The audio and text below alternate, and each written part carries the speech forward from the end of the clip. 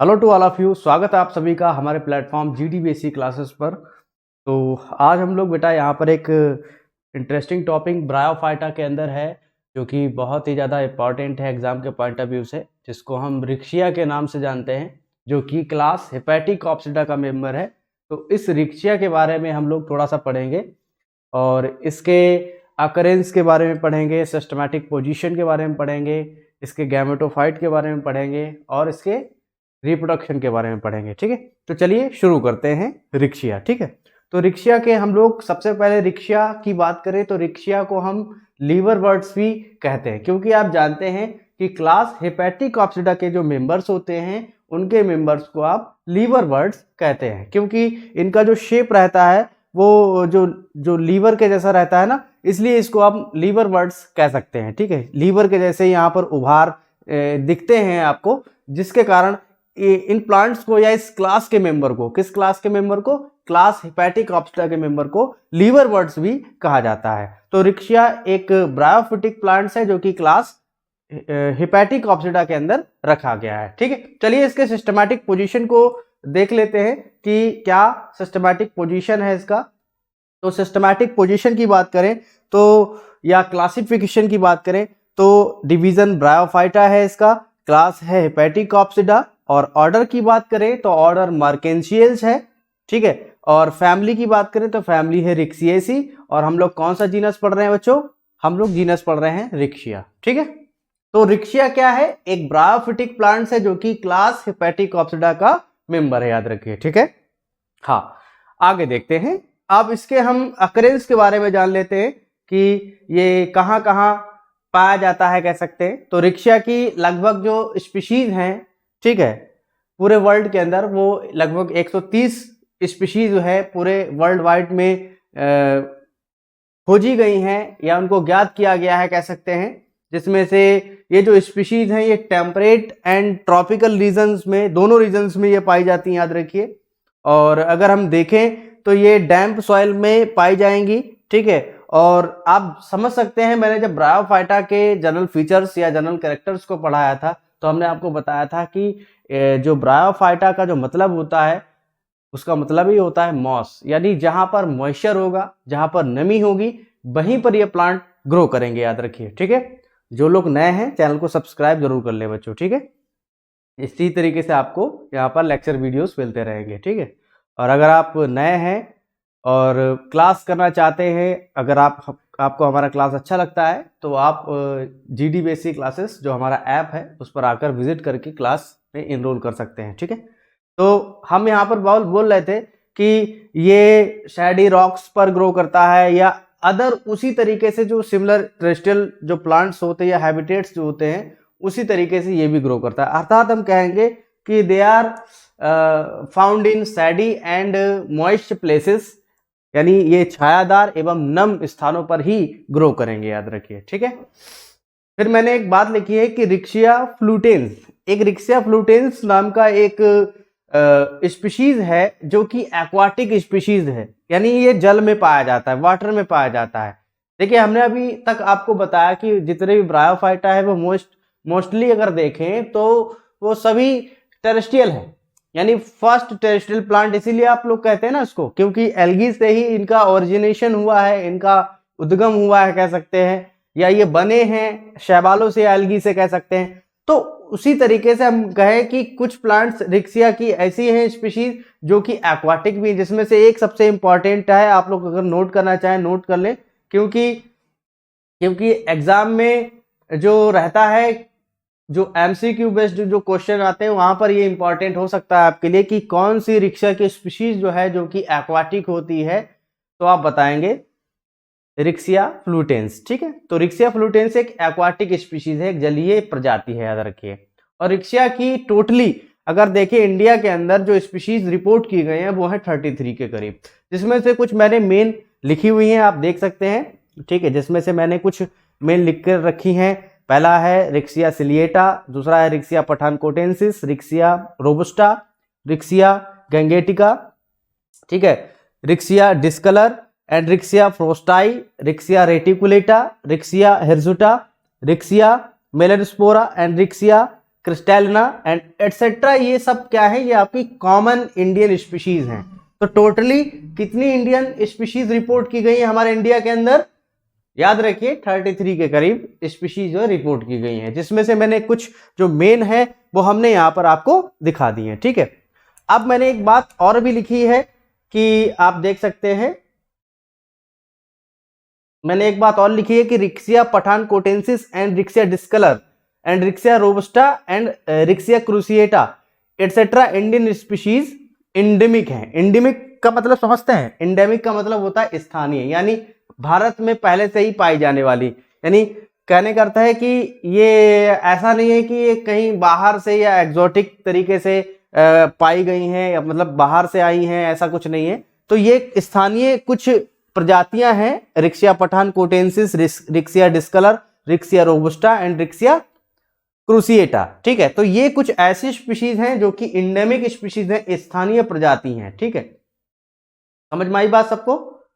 हाँ, तो ये बात आपको क्लियर होनी चाहिए कि अकरेंस की बात करें तो अकरेंस में हमने आपको बताया कि इसकी 130 स्पीशीज पाई जाती हैं पूरे वर्ल्ड वाइड के अंदर, जो कि ट्रॉपिकल एंड टेम्परेट यानी बोथ रीजन्स में ग्रो करेंगी, याद रखिए। ठीक है, उसके बाद हमने कहा कि ये मॉइस्ट एंड सैडी प्लेसेस पर ही ग्रो करेंगी, याद रखिए, या जो अदर सिमिलर टेरेस्ट्रियल हैबिटेट्स होते हैं वहां पर ये ग्रो करेंगी, लेकिन जहां पर मॉइस्चर होगा वहीं पर ये पाई जाएंगी।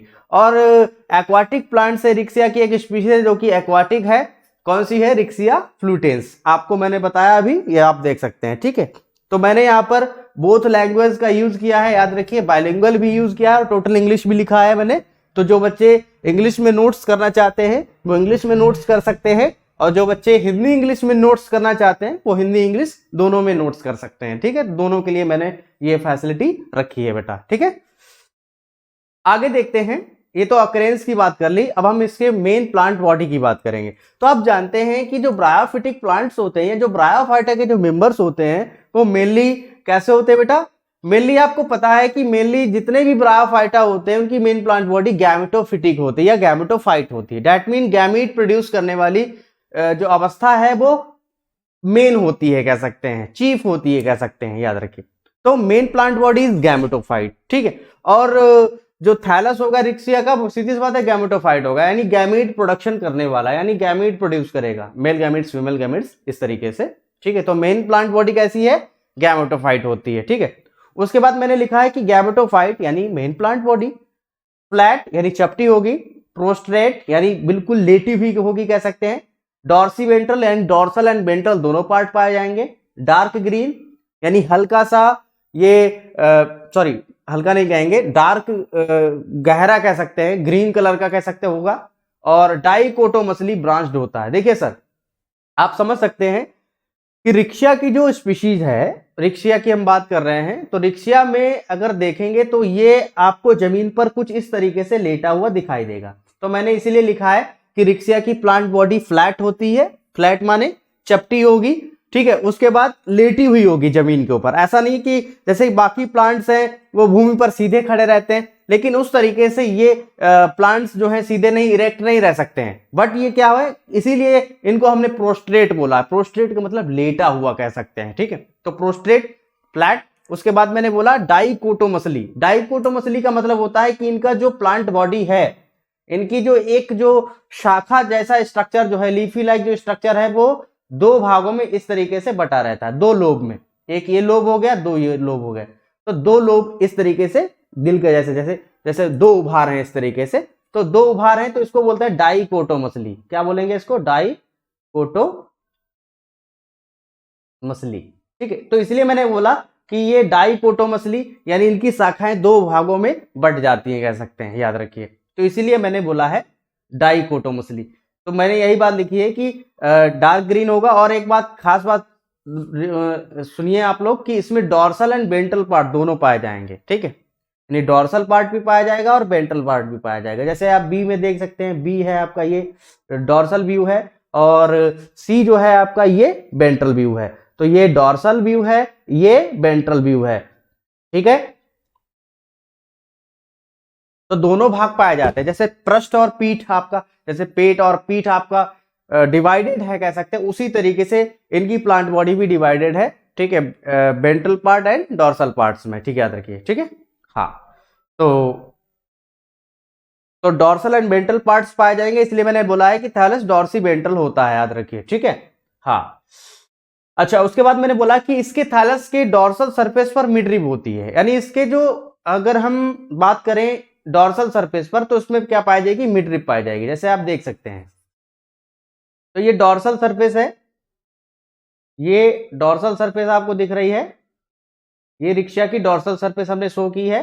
तो इसमें आपको बीच में जैसे पत्ती होती है ना, पत्ती में बीच में एक रिब होती है, ठीक है, जिसको आप मिड रिब बोलते हैं। उसी तरीके से इन प्लांट्स के डॉर्सल व्यू में अगर देखेंगे तो आपको इसमें एक हल्की सी, ये देखिए आपको दिख रही होगी, ये मिड रिब होती है। एक्चुअल में क्या है, ये मिड रिब होती है। तो यहाँ पर डॉर्सल पार्ट में क्या होती है, मिड रिब पाई जाएगी। जो हायर प्लांट्स होते हैं उनकी जो लीफ में जो मिड रिब पाई जाती है, उसी की तरह कह सकते हैं। तो डॉर्सल पार्ट में हमने क्या कहा, मिड रिब पाए जाते हैं, ठीक है, इतनी बात क्लियर हो गई आपको। फिर लिखा थैलस में एपिकल ग्रूव पाए जाते हैं, ग्रूव माने खांचे कह सकते हैं। थैलस में क्या पाए जाएंगे, एपिकल ग्रूव। एपिकल ग्रूव कैसा होगा, ग्रूव माने खांचे कह सकते हैं, जैसे आप देख सकते हैं भाई, देखिए सर, ये क्या है, ये ग्रूव्स है कि नहीं है, खांचे हैं ना, ये दरारें हैं। तो एपिकल ग्रूव बोलेंगे इनको, क्या बोलेंगे, एपिकल ग्रूव, इन्हीं को बोलेंगे एपिकल ग्रूव, ठीक है। तो एपिकल ग्रूव पाए जाएंगे थैलस में, याद रखिए, ठीक है। उसके बाद मैंने लिखा है कि थैलस में एपिकल नॉच भी होती है। नॉच मतलब उभार जैसे स्ट्रक्चर्स कह सकते हैं, जैसे कि आप देख सकते हैं, ये नॉच हो गया। थैलस में क्या होता है, नॉच भी होता है, याद रखिए, नॉच, ठीक है, ये नॉच हो गया।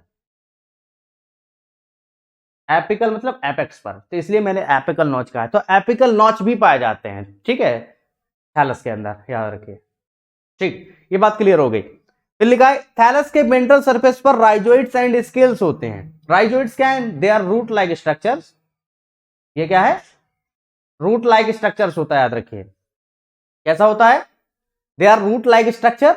आप कहेंगे कि ये रूट लाइक स्ट्रक्चर्स होती हैं, ठीक है, समझ में आई बात। और एक खास बात कि ये जो राइजोइड्स एंड स्केल्स जो है आपके वेंट्रल सरफेस पर पाए जा रहे हैं, कहां पर पाए जा रहे हैं, वेंट्रल सरफेस पे, याद रखिए, ठीक है।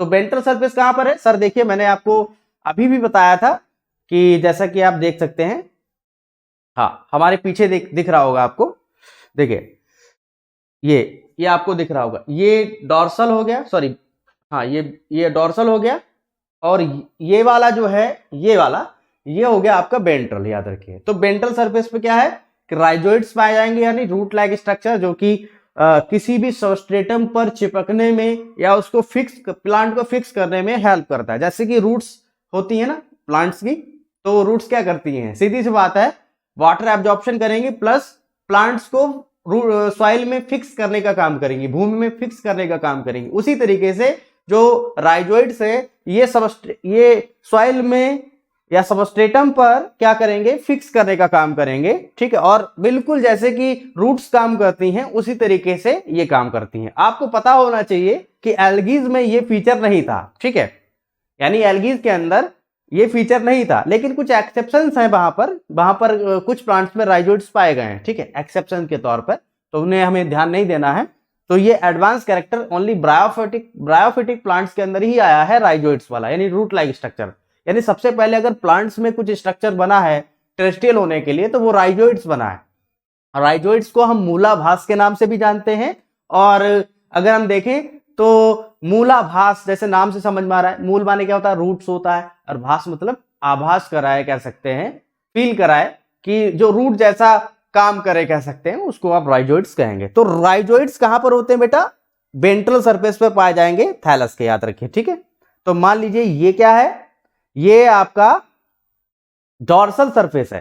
तो डॉर्सल सरफेस पर आपको मिड रिब दिख जाएगी, जैसे आप देख सकते हैं, ये डॉर्सल सरफेस है पूरा, और इसके नीचे, इसके जस्ट, इसको आप उल्टा करेंगे, इसको आप नीचे देखेंगे तो इसके नीचे आपको स्केल्स दिखाई देंगे, और स्केल्स के साथ साथ राइजोइड्स भी दिखाई देंगे, क्योंकि ये भूमि पर चिपका हुआ है, बिल्कुल जस्ट ऐसे समझिए आप लोग, ठीक है।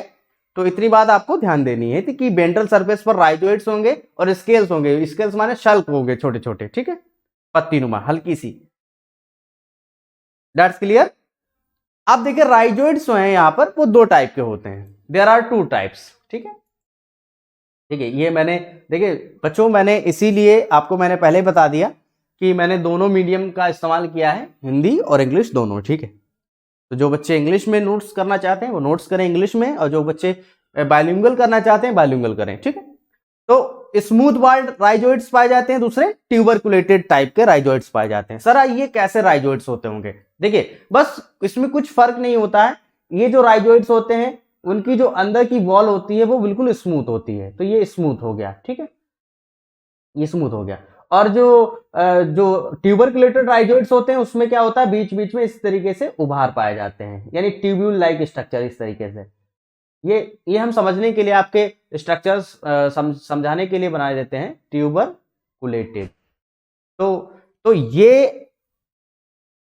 ये हो गया आपका स्मूथ वॉल्ड और ये हो गया आपका ट्यूबरकुलेटेड। मतलब अंदर की भित्ति यहां पर सपाट होगी और यहां पर अंदर की वॉल जो होगी वो कैसी होगी, यानी यहां पर स्मूथ होगी और यहां पर ट्यूबरकुलेटेड फॉर्म यानी ट्यूब की फॉर्म में होगी इस तरीके से। तो इसलिए दोनों टाइप के राइजोइड्स जो हैं किनके अंदर देखे गए हैं, रिक्शा के अंदर, ठीक है, रिक्शा के गैमेटोफाइट में या इसके प्लांट बॉडी में, याद रखिए, ठीक है। इतनी बात ध्यान देनी है आप लोगों को। तो आई होप आपको इतनी बात समझ में आ गई होगी गैमेटोफाइट के अंदर, ठीक है। आगे देखते हैं।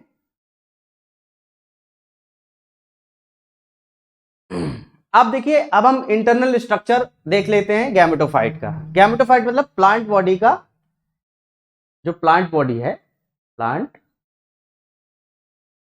बॉडी यानी जो प्लांट बॉडी है, उस प्लांट बॉडी के अंदर क्या क्या पाया जा रहा है, इंटरनल स्ट्रक्चर कैसा है प्लांट बॉडी का। तो थैलस में दो रीजन्स पाए जाते हैं। थैलस में कितने रीजन्स होंगे, दो रीजन्स, यानी दो भाग पाए जाएंगे थैलस के केस में, याद रखिए। एक तो होगा फोटोसिंथेटिक रीजन, यानी एक कैसा हो गया, एक हो गया फोटोसिंथेटिक रीजन, दूसरा हो गया स्टोरेज रीजन।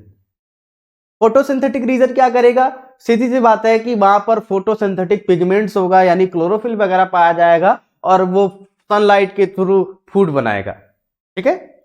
और स्टोरेज रीजन क्या करेगा, यानी जो फोटोसिंथेसिस के दौरान जो फूड बना है उसके द्वारा, तो वो फूड को क्या करेगा, स्टोर करने का काम करेगा स्टोरेज रीजन, याद रखिए। तो मैंने यही बात लिखी है कि इसमें अपर कॉर्टेक्स को छोड़कर सभी सेल्स में क्लोरोफिल होता है, अतः फूड बनता है, और इनमें एयर चैम्बर होते हैं जो एयर पोर द्वारा बाहर खुलते हैं, याद रखिए।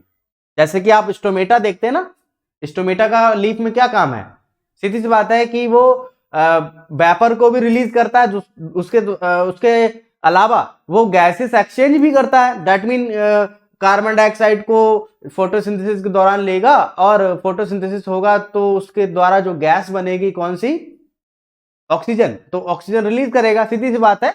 तो उसी तरीके से एयर पोर भी यहां पर पाए जाते हैं स्टोमेटा के थ्रू।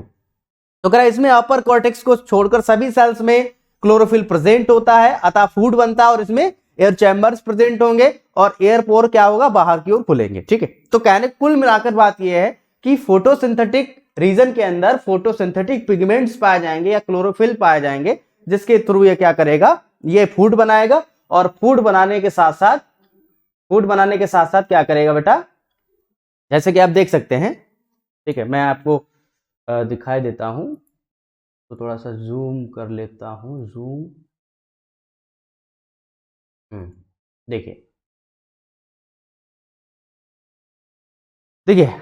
ये इंटरनल स्ट्रक्चर है, ये मैंने VTS लिया है, ventral transverse section, ventral transverse section मैंने यहां पर लिया है थैलस का, और आपको इस तरीके का व्यू दिखाई देगा, याद रखिए, देख सकते हैं।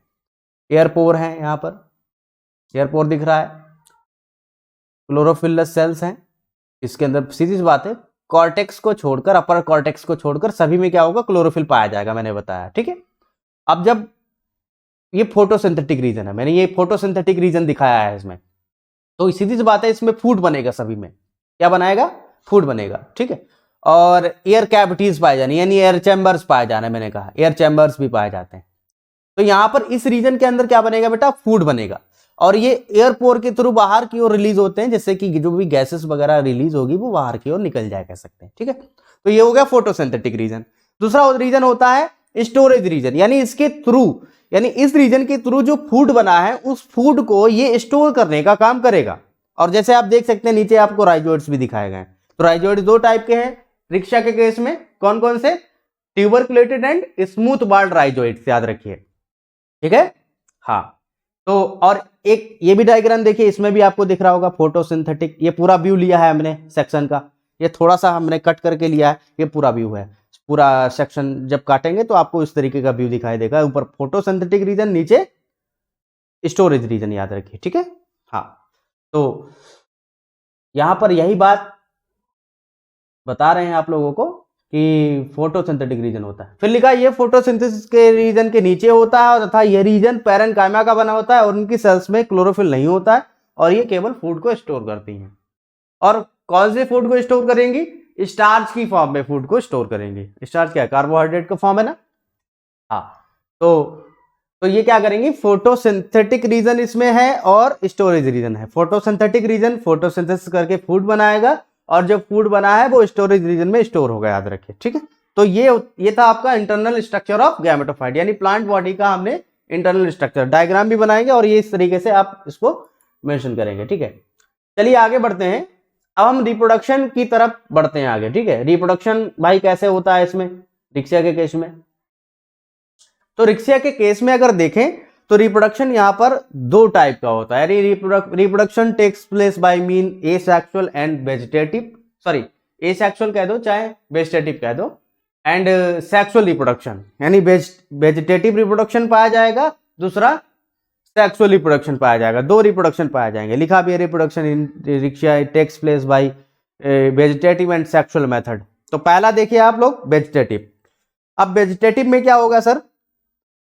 वेजिटेटिव का मतलब है कि बॉडी के थ्रू जब एक नया प्लांट बॉडी बने, यानी रिक्शा का ही गैमेटोफाइट जब एक नया प्लांट बॉडी बना दे विदाउट किसी भी प्रकार का गैमीट फ्यूजन करके, मतलब गैमीट फ्यूजन ना हो और डायरेक्टली अपनी बॉडी के थ्रू क्या करे, वो अपनी नई प्लांट बॉडी को बना दे, तो उसको बोलेंगे वेजिटेटिव रिप्रोडक्शन, यानी कायिक प्रजनन जिसको बोलते हैं आप हिंदी में।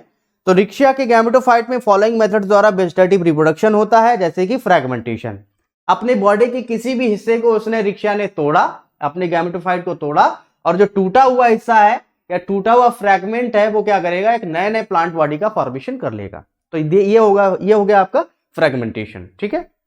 बाय ट्यूबर्स, ट्यूबर जैसे आलू होता है ना, आलू में ट्यूबर्स निकल आते हैं छोटे छोटे, आई से कह सकते हैं।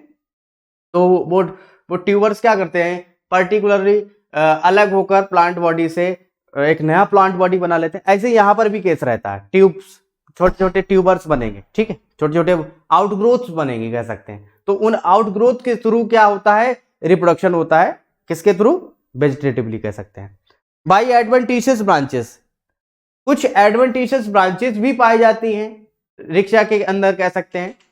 तो वो रिक्शा की जो एडवेंटिशियस ब्रांचेस है, अपस्थानिक कह सकते हैं, किसी भी स्थान से कोई भी ब्रांच निकल आए तो उसको किसी भी प्लेस से जब कोई भी हम कह सकते हैं कि कोई भी ब्रांच निकल आए तो उसको आप अपस्थानिक या एडवेंटिशियस बोलेंगे। तो एडवेंटिशियस में क्या होता है, एडवेंटिशियस में कोई पर्टिकुलरली कोई स्ट्रक्चर निकल आया और वो पर्टिकुलरली क्या कर रहा है, अपने एक नया प्लांट बॉडी बना ले रहा है, तो ये होता है एडवेंटिशियस के थ्रू। बाय राइजोइड्स, यानी जो ट्यूबरकुलेटेड एंड स्मूथ बार्ड राइजोइड्स है ये प्लांट बॉडी से अलग हो जाएंगे और एक नया प्लांट बॉडी बना लें। तो ये आपका होता है वेजिटेटिव रिप्रोडक्शन के थ्रू रिप्रोडक्शन करना, ठीक है, याद रखिए। तो इतनी बात समझ में आ गई आपको कि यहां पर फ्रैगमेंटेशन, ट्यूबर्स यहां पर लिख दें, tubers by adventitious branches by rhizoids, इनके थ्रू क्या होता है, वेजिटेटिव रिप्रोडक्शन होता है, ठीक है। हाँ, यही बात मैंने लिखी है यहाँ पर कि the gametophyte of Riccia has vegetative reproduction by following methods, by fragmentation, by tubers, by adventitious branches and by rhizoids etcetera, ठीक है। अच्छा, अब आगे देखते हैं, सेक्सुअल रिप्रोडक्शन पर आते हैं, ठीक है, जो कि दूसरा मेथड है रिप्रोडक्शन का, याद रखिए। पहला मेथड था आपका कौन सा, पहला मेथड था वेजिटेटिव, दूसरा मेथड क्या है, सेक्सुअल रिप्रोडक्शन, ठीक है। पहला मेथड वेजिटेटिव था। सेक्सुअल रिप्रोडक्शन में क्या होगा सर, सेक्सुअल रिप्रोडक्शन, यानी यहां पर गैमीट्स बनेंगे। गैमीट्स क्या बनेंगे? बनेंगे ना भाई, मेन प्लांट बॉडी गैमेटोफिटिक है, तो गैमेटोफाइट जो होगा वो गैमीट प्रोडक्शन करेगा। और कहां पर बनेगा ये गैमीट्स? पर्टिकुलरली उनके ही थैलस के ऊपर, क्योंकि यहां पर जो स्पेशलाइज्ड जो भी स्ट्रक्चर्स हैं, जिसको आप बोल रहे हैं आर्चिगोनिया एंड एंथ्रिडिया, तो उसके थ्रू ही एक नया गैमिट्स प्रोड्यूस होगा और वो गैमिट्स फ्यूजन करेंगे जूडियोगैमी के थ्रू। ठीक है, जूडियोगैमी प्रोसेस होता है ना यहाँ पर, तो फ्यूजन करेंगे, जाइगोट बनाएंगे, जाइगोट से स्पोरोफाइट बनेगा और स्पोरोफाइट से नए नए प्लांट्स बनेंगे, सीधी सी बात है। ठीक है, तो यहाँ पर रिप्रोडक्शन देखते हैं सेक्सुअल टाइप का। क्या लिखा हुआ मैंने?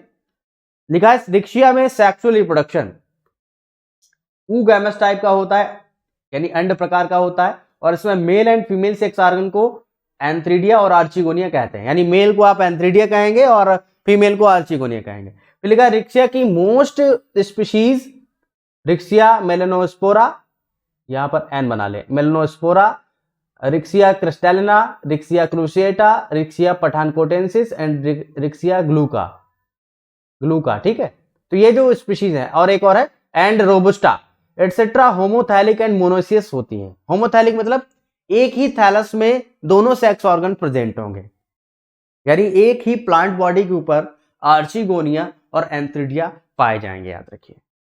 यानी जब ऐसी कंडीशन हो कि एक ही थैलस के ऊपर दोनों सेक्स ऑर्गन्स प्रेजेंट है, यानी मेल एंड फीमेल दोनों प्रेजेंट है, तब उसको आप बोलेंगे होमोथैलिक स्पीशीज। तो होमोथैलिक स्पीशीज कौन कौन सी हैं?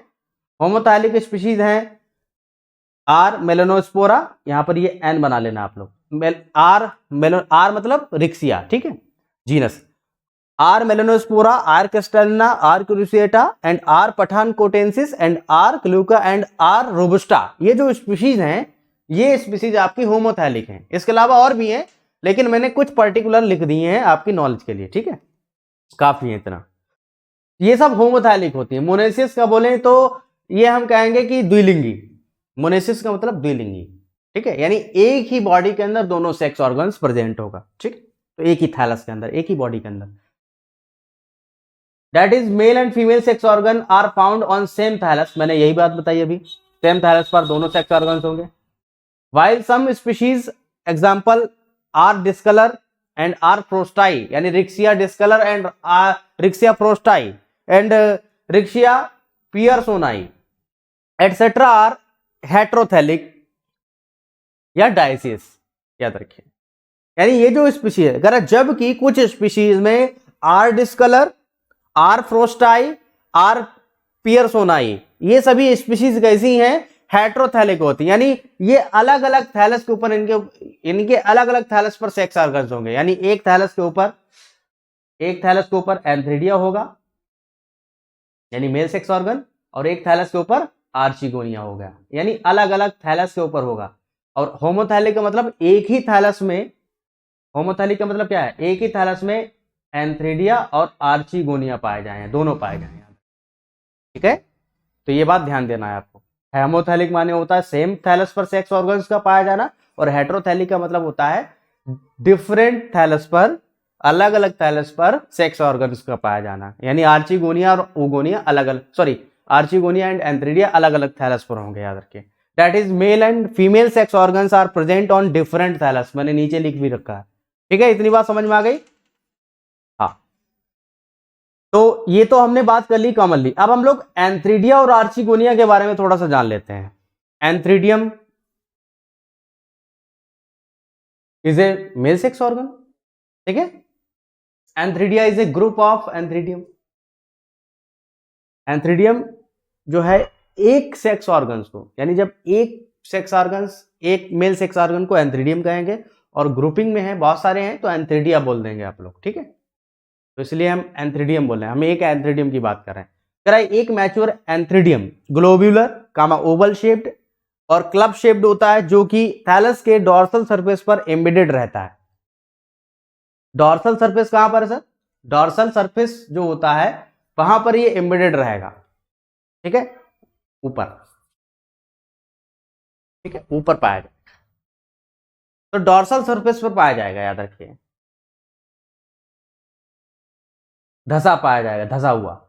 कह रहा है एक शॉर्ट मल्टीसेलर स्टाक द्वारा एंथ्रेडियल चैम्बर के नीचे अटैच रहता है, यानी एंथ्रेडियल चैम्बर जो होगा वो एंथ्रेडियल चैम्बर जो होगा वहां पर एक मल्टीसेलर स्टाक अटैच रहता है, याद रखिए। कह रहा है एंथ्रेडियल चैम्बर थैलस की डॉर्सल सरफेस पर नैरो पोर द्वारा ओपन होती है और जिसे ऑस्टियोल के नाम से जाना जाता है। फिर लिखा है एंथ्रीडियम के बॉडी में क्यूबिकल सेल्स, सॉलिड सेंट्रल मास होता है जिसे एंड्रोसाइट्स या एंथ्रोजॉइड मदर सेल कहते हैं इसको हम लोग, और जिसमें long and curved biflagellate antherozoids male gametes बनते हैं, याद रखिए।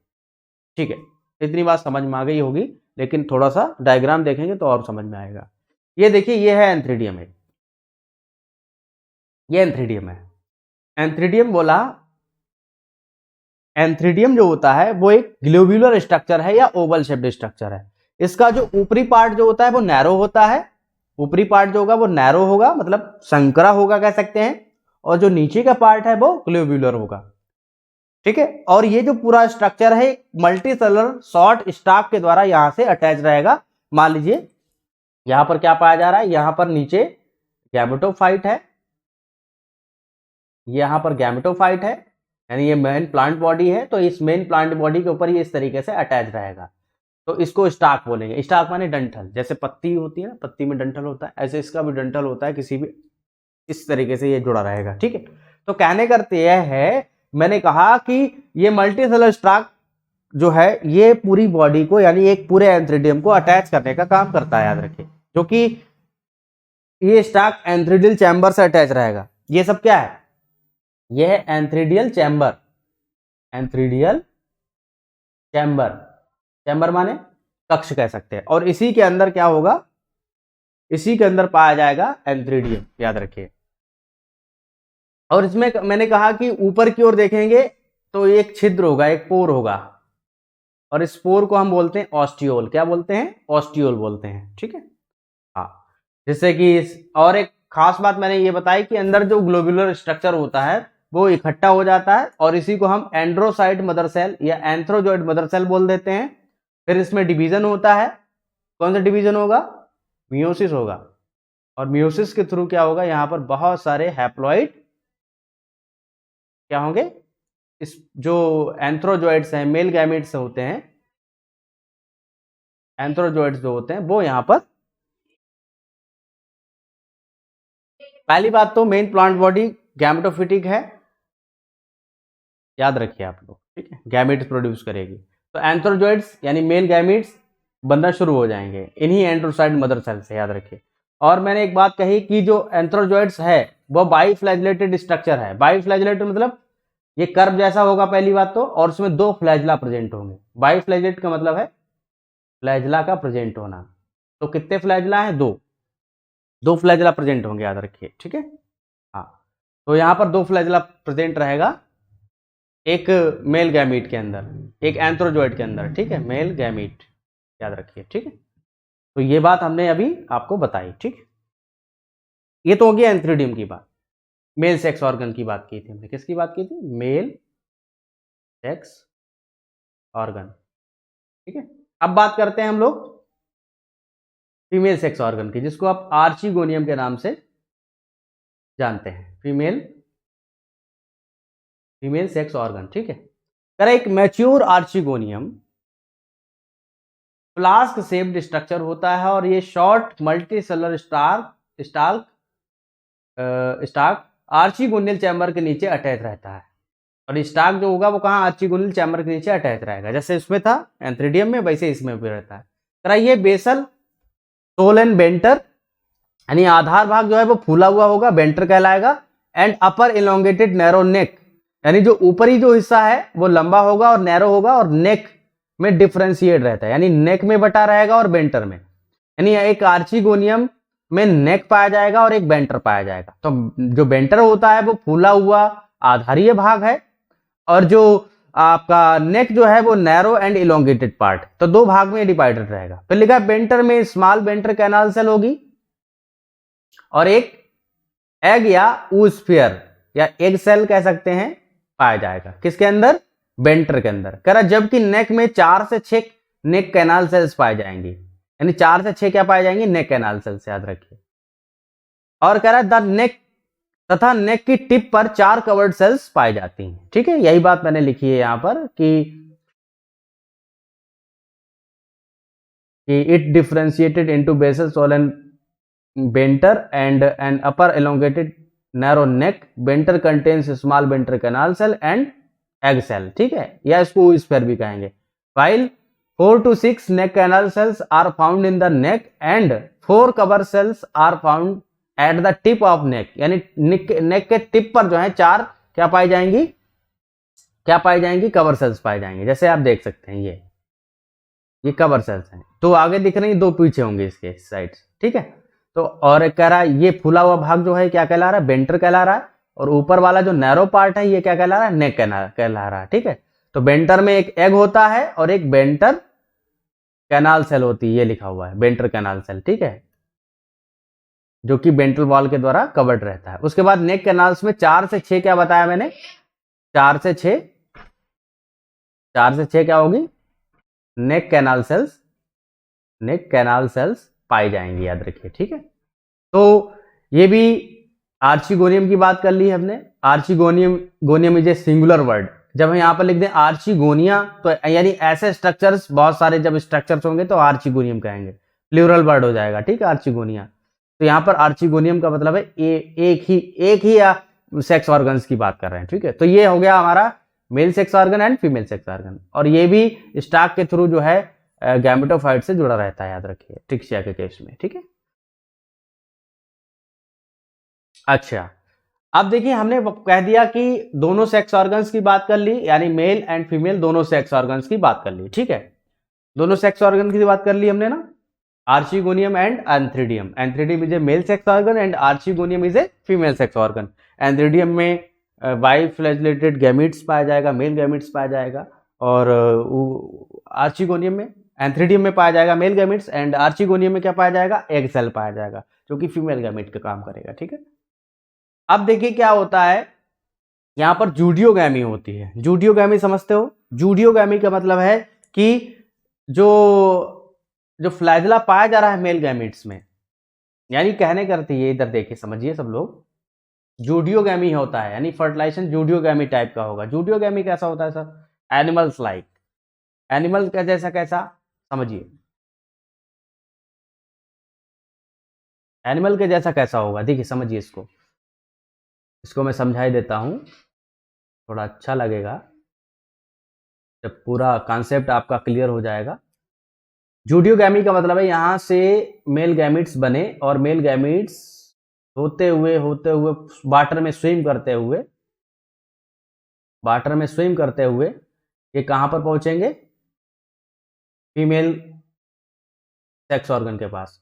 और ये जो कवर सेल्स हैं, यहां से इनकी होगी एंट्री, और इनकी एंट्री होगी, और एंट्री होते ये एग सेल के साथ क्या करेंगे, फ्यूजन कर लेंगे, और फ्यूजन करने के बाद क्या होगा, जाइगोट बन जाएगा, और जाइगोट फाइनली स्पोरोफाइट में कन्वर्ट हो जाएगा। ठीक है, तो इसको बोलते हैं जूडियोगैमी। जू माने एनिमल, गैमी माने गैमीट्स, यानी यहां पर जैसे कि एनिमल्स में फ्यूजन होता है गैमीट्स का, यानी स्विम करता हुआ स्पर्म जाता है ना, उसी तरीके से यहां पर जो मेल गैमीट्स है, स्पर्म है, वो स्विम करता हुआ, वाटर में स्विम करता हुआ जाएगा। भाई वाटर के अंदर है, सीधी बात हमने कहा, तभी तो कहा कि यहाँ पर फर्टिलाइजेशन के लिए हमने पहले भी बताया था कि मॉइस्चर की जरूरत पड़ती है, वाटर की रिक्वायरमेंट पड़ती है ना भाई। जब फर्टिलाइजेशन होता है तो उस टाइम पे इनको वाटर की जरूरत पड़ती है।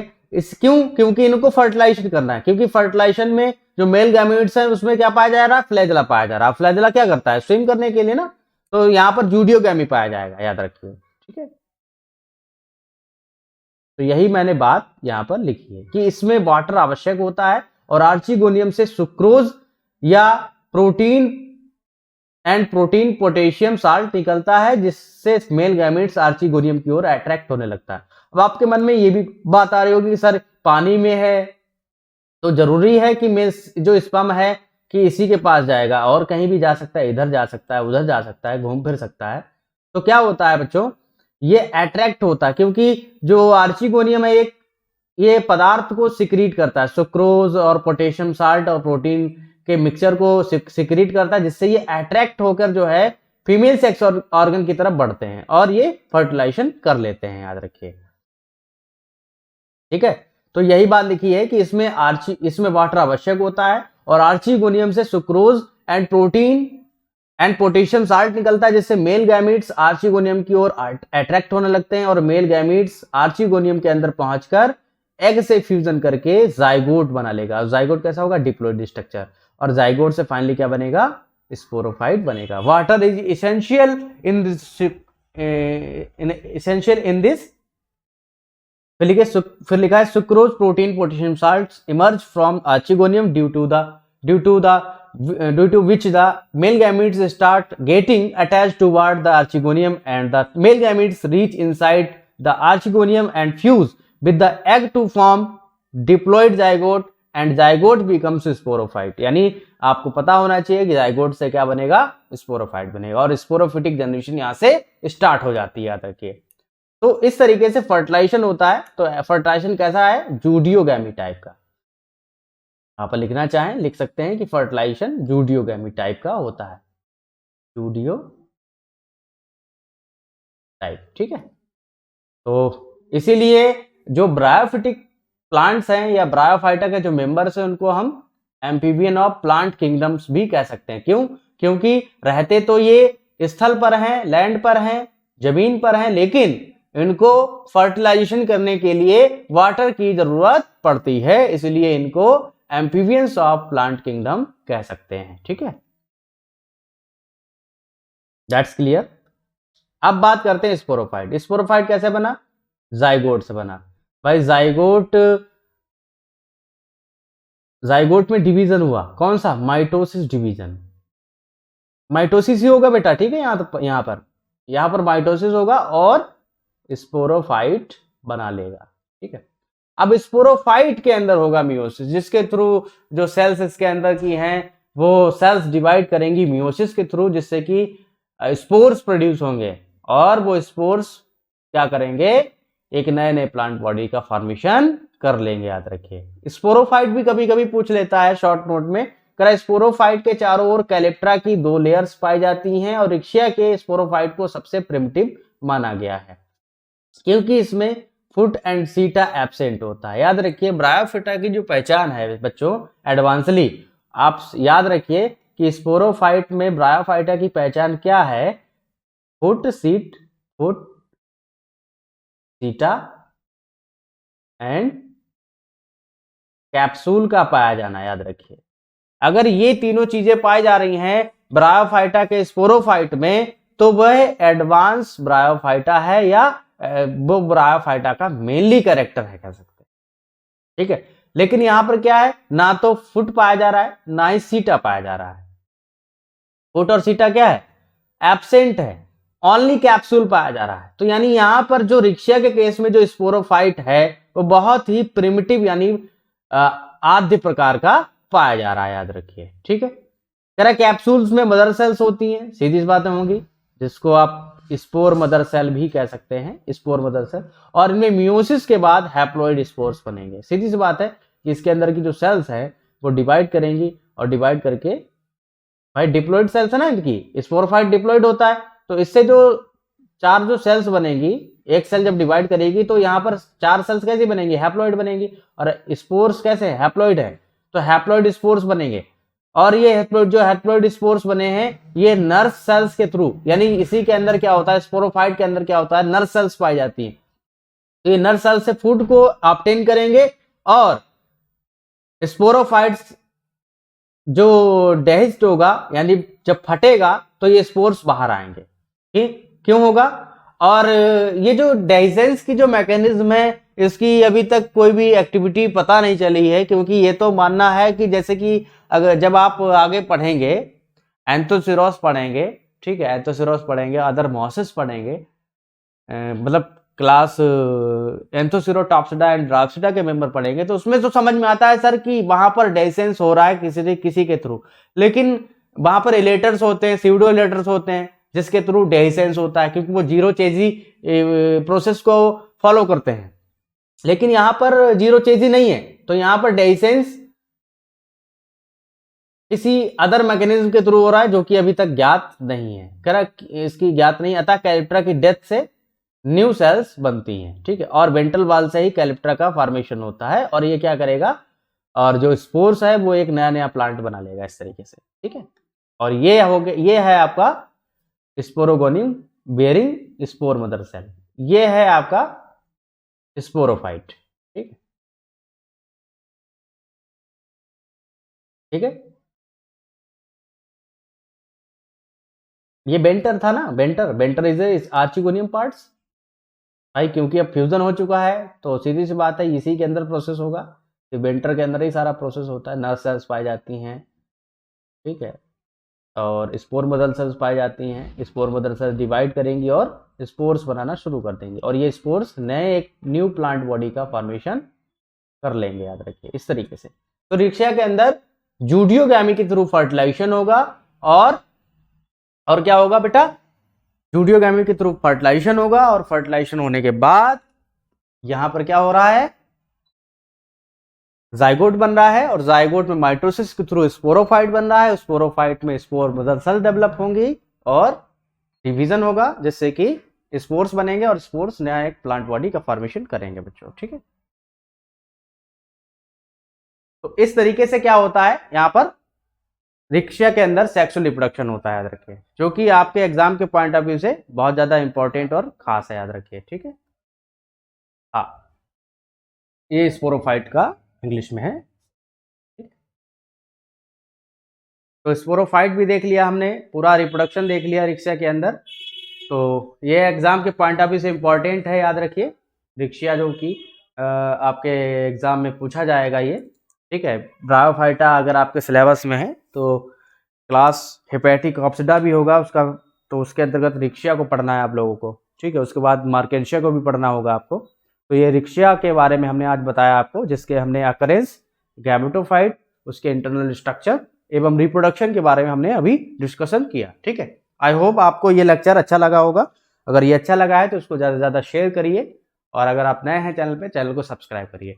और जो बच्चे एप्लीकेशन के ऊपर क्लास करना चाहते हैं तो एप्लीकेशन के ऊपर आकर क्लास कर सकते हैं बच्चे, ठीक है। एप्लीकेशन पर क्लास अवेलेबल्स हैं, तो आप एप्लीकेशन पर विजिट करिए, वहाँ पर क्लासेस आपको मिल जाएंगी, या फिर इस नंबर पर आप कॉन्टैक्ट कर सकते हैं। थैंक यू सो मच बच्चों, ऑल द बेस्ट बच्चों, थैंक यू।